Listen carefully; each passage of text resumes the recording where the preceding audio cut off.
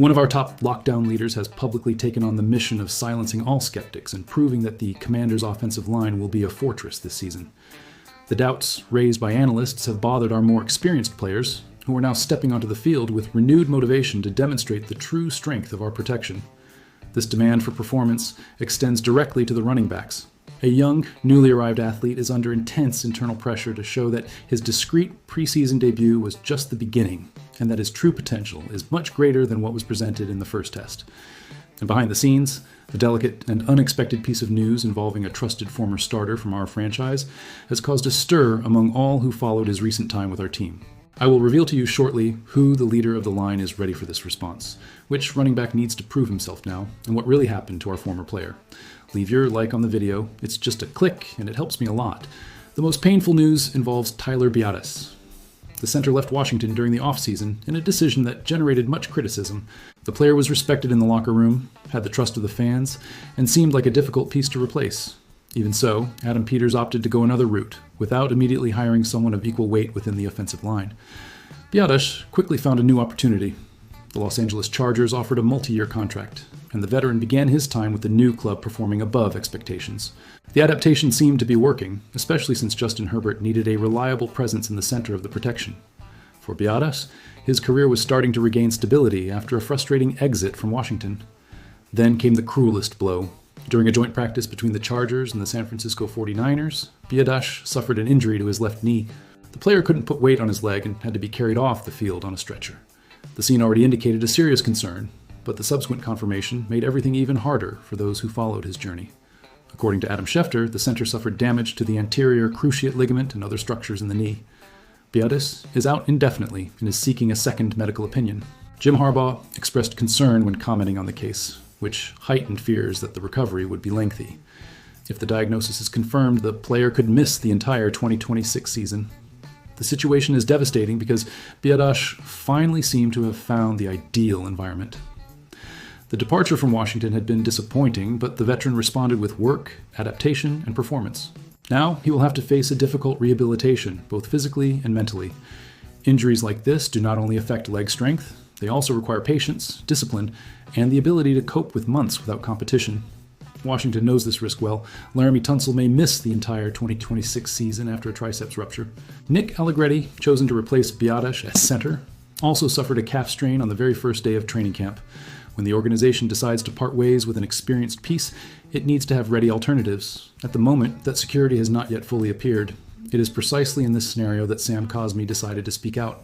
The player knows that the offensive line began the season surrounded by doubts, but he is not willing to accept that the unit be treated as a problem without a solution. In a recent interview, Cosmi stated that he is excited about the group and determined to prove that the critics are wrong. The most important response, however, will have to happen on the field. Tunsil's injury forced Brandon Coleman back to the left tackle position. Nick Allegretti is returning to practice to take over the center, despite having started only 2 games in the position during his 7 years in the NFL.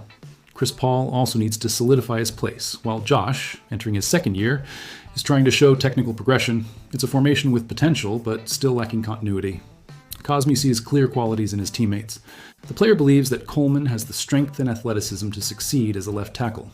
He also praised Chris Paul, whom he considers underrated, and highlighted Allegretti's intelligence and mobility.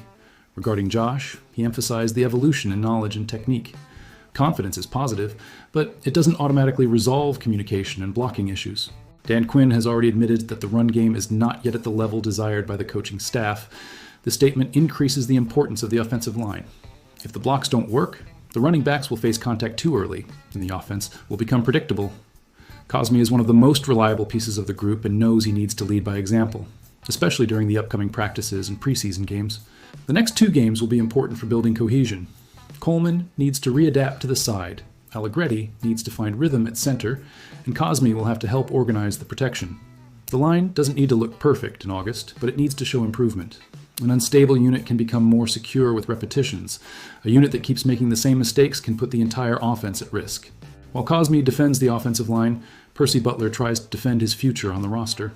The safety finished Tuesday's practice with a one-handed interception of Athan Kaliakmanis. It was Butler's first interception of training camp and allowed the defense to end the session on a positive play. For someone fighting for a spot, this type of action comes at the right moment. Butler has already proven his worth on special teams, but the current competition demands more. Washington has several safeties competing for few spots, and the coaching staff needs to identify who can contribute to the defense, not just in specific situations. An interception doesn't change the entire evaluation, but it prevents the player from being overlooked. Now, Butler needs to turn this moment into consistency in the remaining practices. The clock is ticking. There are 2 preseason games left, and some work before final decisions. Every repetition could determine whether Butler stays on the roster or gets surpassed by another competitor. The play against Kaliakmanis showed ability, concentration, and good reading. The next step is to prove that this wasn't just an isolated play in such a tight competition. This need to prove more also follows Katron Allen. The running back selected in the 6th round will have a new opportunity at Ford Field against the Detroit Lions. Dan Quinn may increase the participation of starters, but the game will also serve for the rookie class to show progression. Allen arrives at the matchup after an irregular debut against the Miami Dolphins. The player participated in 23 carries and managed to advance on all of them, but finished with an average of only 3.7 yards per attempt. The statistic shows resilience, but also reveals a limitation. Allen had only one run longer than 16 yards. The other 22 produced just over 3 yards on average. For a running back looking to gain ground, he needs to demonstrate that he can create bigger plays. It is important not to overdo the criticism. It was only the first game, and the nervousness is part of adapting to the NFL. Allen is still learning the speed of the blocks, the strength of the defenders, and the details of David Blau's system. Even so, the debut raised a concern that already existed before the draft. Does the rookie possess enough explosiveness to be a primary option? The initial image is of a strong runner, hard to bring down and efficient when he needs to gain a few yards. If the play requires 1 yard, Allen seems capable of getting 3. However, when 5 yards are needed, the debut indicated that he may only be able to get 3 as well. This characteristic can be useful on the goal line and in short situations, but it limits the impact if there is no ability to escape for bigger gains. The fans quickly warmed up to the rookie because of the nickname Fat Man and the attitude he displayed during the summer. There is something easy to admire in a player who runs with determination and does not avoid contact. Allen can become an important presence in the offense if he improves his reading of blocks and finds lanes before the first contact. The will is there. Now he needs to show variety. The problem is that Robert Henry Jr. is already pressing the hierarchy. The undrafted player nearly reached Allen's total yards using about half the attempts. This comparison does not determine the future of either player, but it creates real pressure. If Henry continues to produce more on fewer opportunities, the coaching staff will have to increase his involvement and reevaluate Allen's role. Washington was looking for someone capable of taking on part of the role that belonged to Chris Rodriguez Jr., now with the Jacksonville Jaguars. The former Kentucky player was also strong and enjoyed contact, but he managed to produce explosive runs from time to time. During his 3 seasons in Washington, Rodriguez averaged 4.6 yards per carry. Allen will need to get closer to that level to justify a similar role. The opportunity against Detroit comes at a good time. Allen needs to show that he can attack the gaps more quickly, avoid initial contact, and turn reasonable blocks into better gains. It is not necessary to score long touchdowns on every possession. Just presenting quicker decisions, balance after contact, and some ability to produce. When the defense closes, the main path will be enough. The offensive line will be a crucial part of this evaluation. If Coleman, Allegretti, Chris Paul, Josh, and Cosme can create gaps, Allen will have a fair chance. However, a running back also needs to recognize when the planned path does not exist and choose another direction. This reading can be the difference between a short run and a play that keeps the drive alive. That is why the 3 stories are connected. Biadasz shows how a roster decision can be followed by a devastating injury. Cosme tries to lead a line that lost Tunsil and still needs to replace experience. Butler seeks a decisive play to survive the cuts. Allen needs to show that he is more than a short-distance runner, while Henry waits for a bigger opportunity. As a fan, there is reason for concern, but there are also signs of hope. Cosme believes in the group, Butler produced at the right moment, and Allen still has time to correct the first impression. The organization will need to protect Daniels, establish the ground game, and maintain enough depth to withstand injuries. If the offensive line does not solidify and Allen continues without explosiveness, Robert Henry Jr. could quickly take over.